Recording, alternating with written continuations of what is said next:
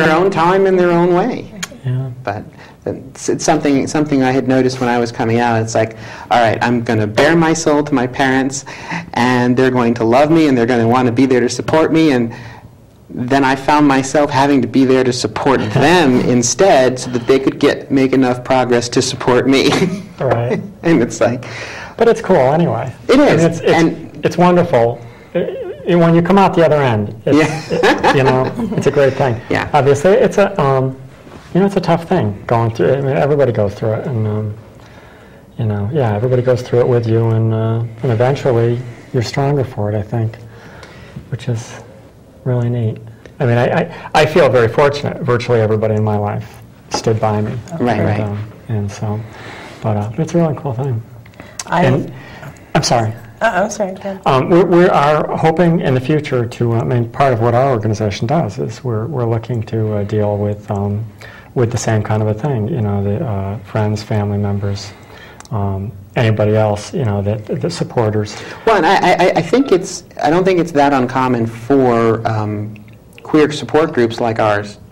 We have a focus on transsexuals, obviously, right. But to be, to have the allies, to be there to help support parents and siblings and friends who are also might have questions or might be looking for support. But you're sort of going to the source there, and I don't really know what issues my parents were struggling with when they were trying to come to terms with it, but another parent might. Right. And we, hopefully, in the future, this is something we've been wanting to do, is get some parents on. We would love to get some parents. We may get your parents on. We may get my parents on, yes. I know Lily's mother is very willing to come on, but we can't get Lily to come on with her, which is... But that may not be necessary. We may just get Lily's mother to come on. Lily is... you've met Lily, yes? I don't think so. Oh. Okay, she's one of our younger members. Okay. She has been AWOL for several weeks now. But maybe, would you like to come on with a mother or a sister or a brother? My family's in Pennsylvania. Oh, that's right. So that would be difficult, yeah. Yeah. But my parents have grown with me. In the beginning I heard, you just haven't found the right man. But it got to the point where, I was involved with the Pride Festival, and there's the Pride Guide with a list of advertisements. Well, my parents are small business owners, and they advertise nice each year. So to see that support, right? And they came out we had a benefit show at a gay bar, and they came to support me. So. And it's funny sometimes how parents have to find their own way. My parents are very reluctant about coming on the TV show. They're very reluctant about going to PFLAG meetings. But they had they have no problem supporting me with family and friends. They don't like the limelight so much. Yeah.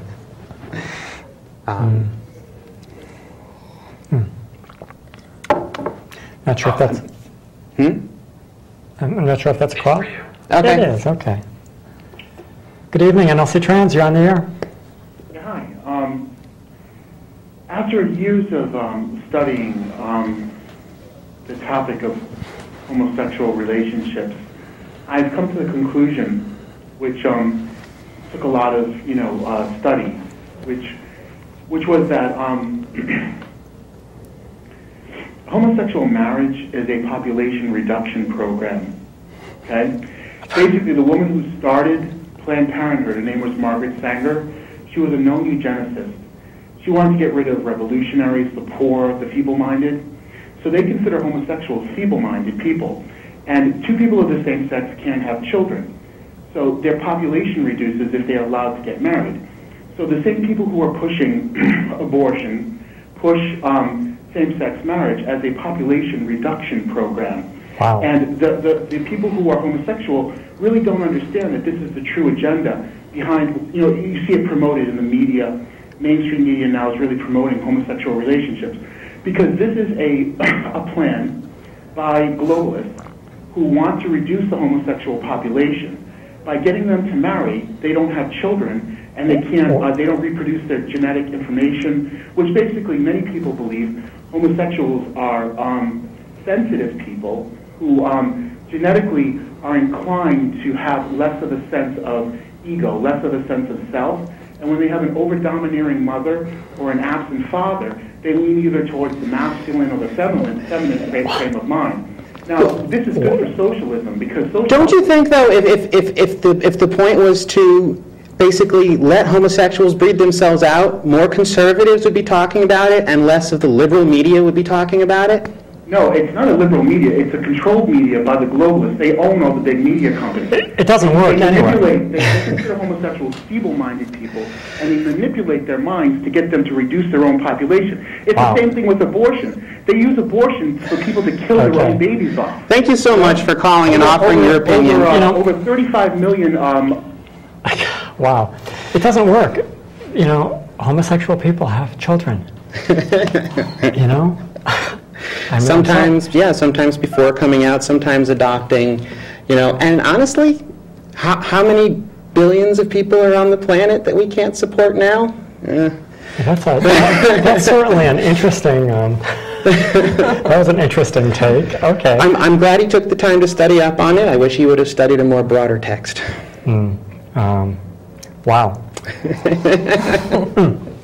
Okay, interesting. Sort of conspiracy theory here somehow, but globalists is an interesting topic. But yeah, it doesn't work. Obviously, you know, just because of same-sex marriage doesn't mean you're going to stop having kids. There is a push for families. You know, there's an emphasis on GLBT family. Yep, yeah. and it wouldn't be such a big deal, the Roman Catholic Church backing out in some parts of the country and the world. The Roman Catholic Church is getting out of the adoption business altogether in Europe, in certain European countries, because the countries have laws that say you can't discriminate against gay parents, and they're going, well, then we won't place children with any family if we can't place them with only the families we want. And, you know, so be it. Okay, so that was interesting. Wow. So anyway, I think you had a news story for us. Oh. In fact, I believe you had a film clip. Yes, we'll set this up briefly. Folks that may have heard about this was the... well, the title here is Bridgeport Church Creates a Stir with Gay Exorcism Video. Video shows the 16-year-old boy lying on the floor, his body convulsing, as elders of a small Bridgeport church cast a homosexual demon from his body. There's some discrepancy over how old the kid is. The woman who runs the church said he was an 18-year-old. When the news groups went to talk to him directly, he told them he was only 16. Well, if the guys in there have the video queued up, maybe we should watch it first and then get into some more of it. YouTube. It features church elders performing what looks like an exorcism of what they refer to in the video as homosexual demons. Fox 7's Lori Perez went to Bridgeport today to try and ask Manifested Glory Ministries about what we see on the tape. Right now, I command you to leave. It is a frantic scene, a teen writhing as the adults around him implore homosexual demons to get out. Right now, in the name of Jesus, I call my homosexuality right now, in the name of Jesus. For 20 minutes, it continues with the boy in a near seizure, even vomiting. By the looks of it and the repeated references to his sexuality, it appears to be a gay exorcism.